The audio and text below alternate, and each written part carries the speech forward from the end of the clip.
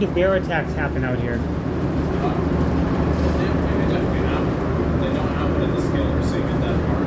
Usually people aren't in that kind of situation again.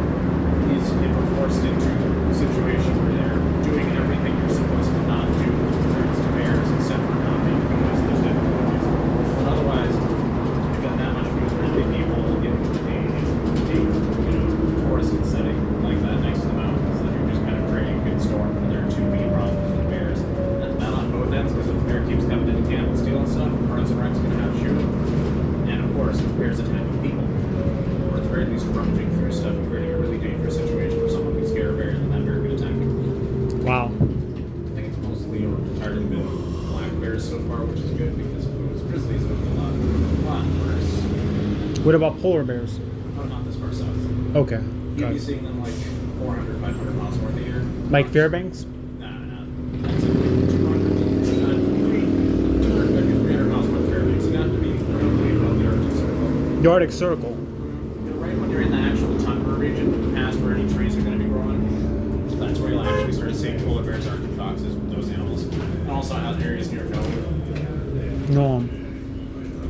Nome, that's where Coldfoot is, right? No, Coldfoot is along the Dalton Highway. Nome is not road accessible, but it's one of the more notable remote towns. It's used to be gold mining. And they're still doing some dredging over there. It's not all military towns, but once you get up that part, it's a whole lot of long labor sites and all kinds of Cold War leftovers. Wow. That is one of the big things that people have been working on is trying to clean up all of those Arctic sites because we kind of built radar stations all the way along the north coast. Yeah, have you ever heard of the DEW? The what? The DEW? DEW? No, I haven't.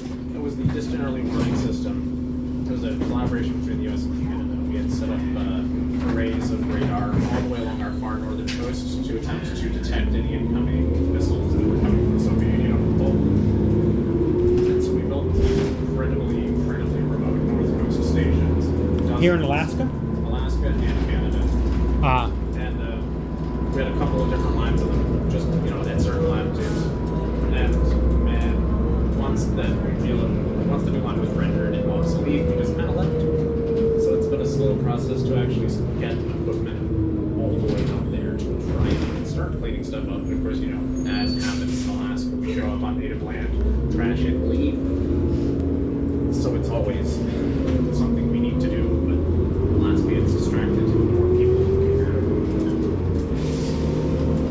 I'd say a lot of people consider that kind of thing to be important, but then when everything is so close to always collapsing there, when it's like when you're one road away from not having food. What impacts do we have of being so close to Russia?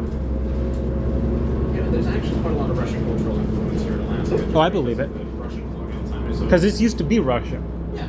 The area that I used to live in, down on the Kenai, the towns around me, like Nikolai, Klachimak, Rosgol, Bosnia Saint, just like, it's like, I'm in the US, but okay.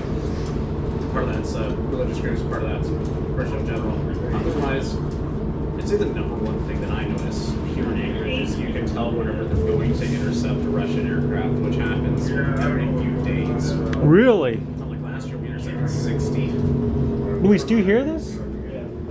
So Russian aircraft have to fly over. They fly over here. Or? They will fly directly at us until we show up to tell them to turn around. It's been like a Cold War thing for a long time, but they've continued it until today. It's just their usual border friction stuff. So they'll send some planes over. It might be a Tu-95 Bear, which is their long-range strategic bomber. They might send a couple of fighters over the roof. Russians will, right? The Russians? Yeah. And then we'll just send up some F-22s to go basically show up and say, hello, you're approaching our air defense zone. Turn around.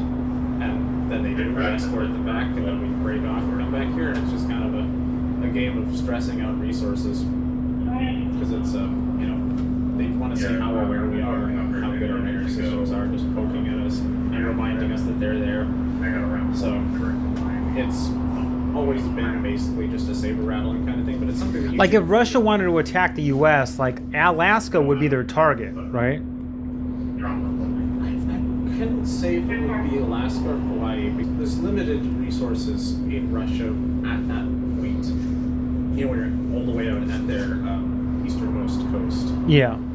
Could they send stuff over here? Yes, but we also have the world's largest array of fifth-generation fighter aircraft, multiple army bases. Most of the United States long-range radar systems and capability, anti-ballistic missiles, we're kind of expecting it to happen. It's just the way the military has it set up, so it would be a very, very difficult thing. Could they probably get a couple missiles on Alaska? Probably. Would they succeed at actually getting boots on the ground? At best, it would be a situation like in World War II, where Japan managed to land in Alaska, but only on a couple of outer islands. Wow. Well, the cold is not a problem for them because they're used to that up there in Russia, you know. Oh yeah, definitely. It's pretty similar climates in that specific section in here. We actually probably tend to get worse weather just because of the weather systems. Not that it's colder, but then we just get more storms. But you know, they get more volcanoes, so We were doing a weather check, and Alaska right now is colder than almost every part of the world. Like, we're in the 50s here. Canada's in the 70s. Like, we checked, like, you know, Montreal. We checked Toronto. We checked Vancouver, British Columbia. We checked Calgary, Alberta. All of them are in the 70s, and we're in the 50s. it has really been nuts, and it's really bad with regards to the current situation that's happening here. It would be really nice if Alaska could have a really warm summer, but much like last year, it looks like last year we had a really cool summer, and then it ended early. Yeah. This year, it was really hot, really droughty, and then suddenly the Aleutian low weather system woke up, and now summer's over. Yeah, it's over. That's for sure. Once these storms start coming, that low pressure system is going to be bashing us with storms from the Bering Sea until summertime. Wow. It's actually a permanent low pressure system. It is weird. With big movers. You guys last got 70 at like the beginning of August. It's not coming back. No. It's going to continue slowly dipping down as we lose sunlight. It won't be long until we're losing in like 30 minutes a week. Then it'll be in the middle of the interior. The sun will get maybe 1 or 2 hand widths above the horizon. You'll extend your hand out. So those photos you see of Alaska in the wintertime where it looks like it's early morning, that's usually noon. Usually as bright as it gets. And the sun will just go right back down on you. Wow. Makes it a little bit difficult to photograph. Always see like the long shadows and always the shade. Fascinating. Headed right into the mountains. So when we get there, just kind of guide our way, you know? Absolutely. Yeah, show us everything. Thank you.